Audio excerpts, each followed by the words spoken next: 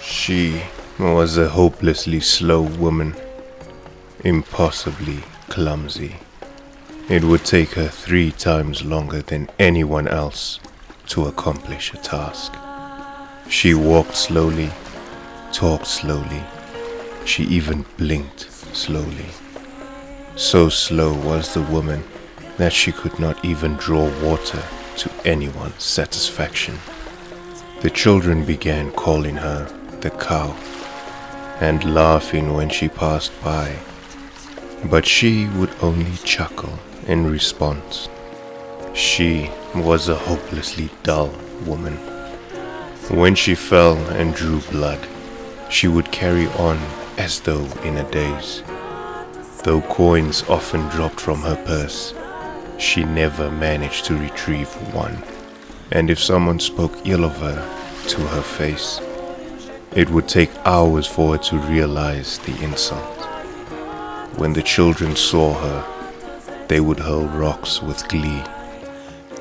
She was a hopelessly foolish woman. One summer, when the village was suffering a most terrible drought, the woman vanished. The children all starved to death. The villagers spent no time worrying about the woman who ran away. 2 days later, rain fell and the village was saved, but the woman did not return. And on the 20th day, a shaman arrived at the village. The shaman held a spear with a pair of horns that was oiled and sticky to the touch. So heavy was the spear that none could wield it effectively, although even if they managed to lift it, the weapon was incapable of piercing through anything at all. The shaman forced it on the people and left it with them, but none dared approach it, and to this day it quietly slumbers in a forgotten corner of the village.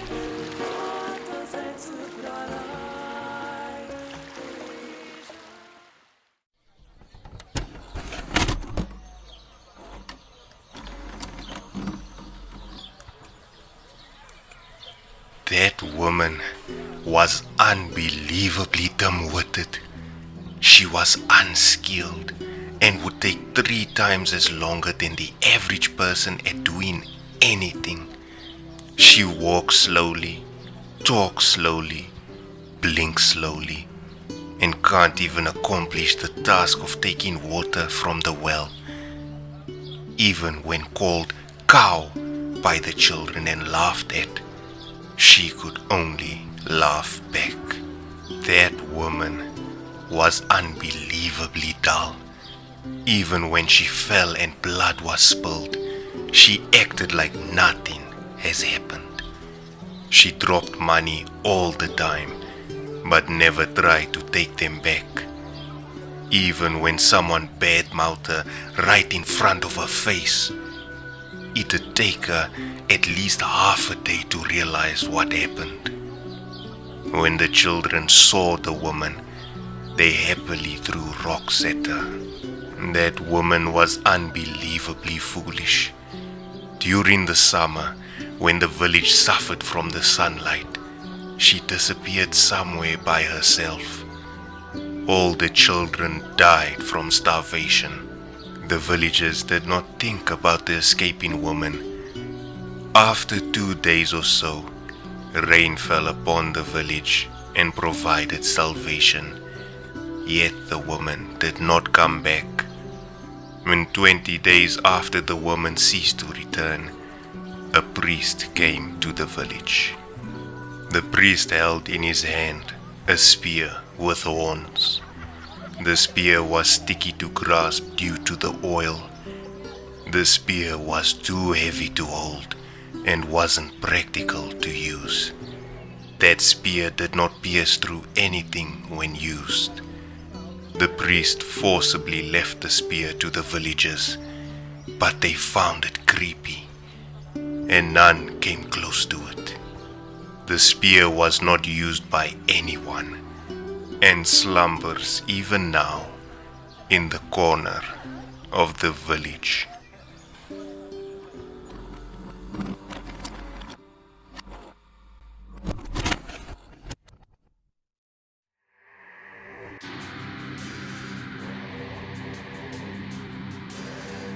this is a story of a sorrowful prince, a tale of a kingdom in a time long past. Attacked by the forces of darkness, the nation was annihilated in a single night by inhuman soldiers with red eyes, and a group of black dragons so numerous they blotted out the sky. Having infiltrated the king's castle, the black dragons visited upon the king and queen a most horrible fate. It is said that their stomachs were torn open by the black dragon's mighty claws, and the very floor they stood upon became a sea of blood. The prince and princess, though racked with sorrow, escaped to live another day. The prince, spurred by the shock of witnessing his parents' tragic end, became consumed by a desire to exact vengeance.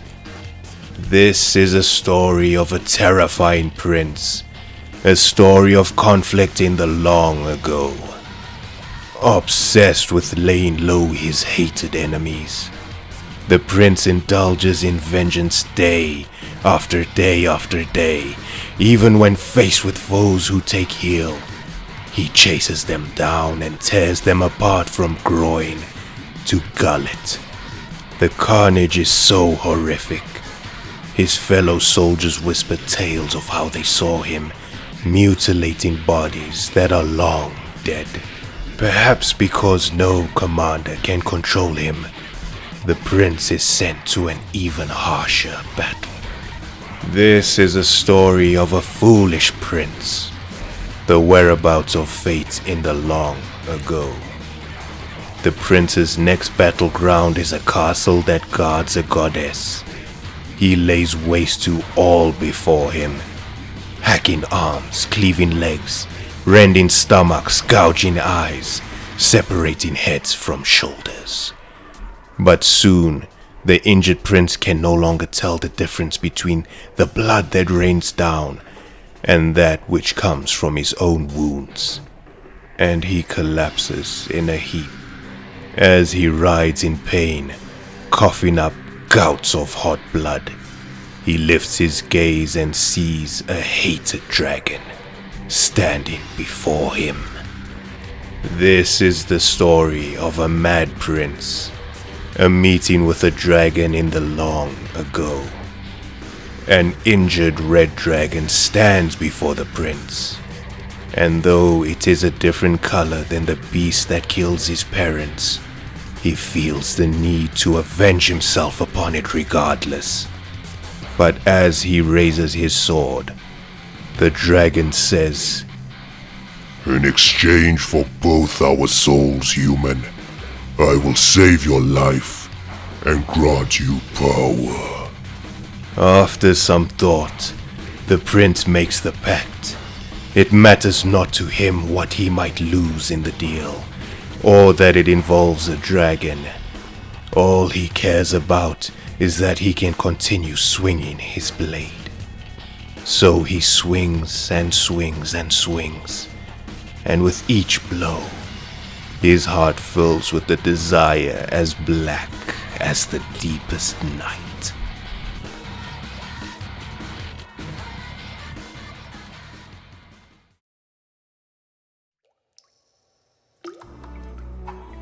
This is a story about a sad prince, a story from a long time ago.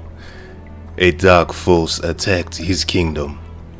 In a single night, an army of red-eyed monsters decimated it, along with enough black dragons to cover up the sky.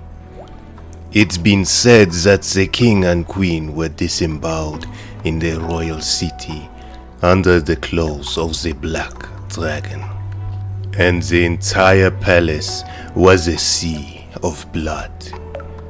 The prince and his sister were able to escape, but the prince vowed to become a demon of vengeance after witnessing the disaster. This is the story of a frightening prince, a history of war from a very long time ago.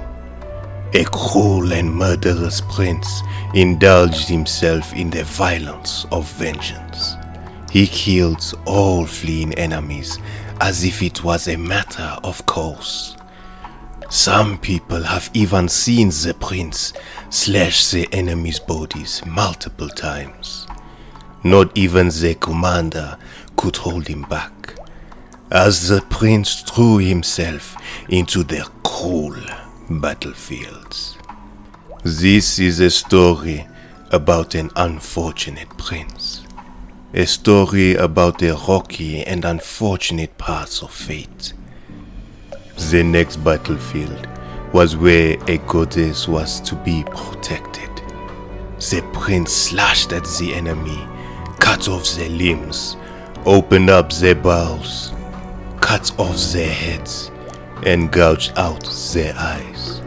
He couldn't even tell if the blood on him was his or the enemy's. The heavily wounded prince fell at last. The prince experienced excruciating pain as he lay in a puddle of blood. He looked up with blurry eyes and saw the shape of a cursed dragon. This is a story of a mad prince, a story from long ago about an encounter with a dragon. In front of the prince was a heavily injured red dragon. The prince wished to kill it. Even though the dragon wasn't black in color, the species was still responsible for his parents' death. The dragon spoke as the prince raised his sword. I will let you live. We will exchange our souls, and I will give you power. The prince thought about it long and hard, and decided to enter a pact with the dragon. It didn't matter what he'd lose. It didn't matter if it was a dragon. Nothing else mattered, as long as he could wield his blade of vengeance. The only thing in the prince's heart was a pitch black desire.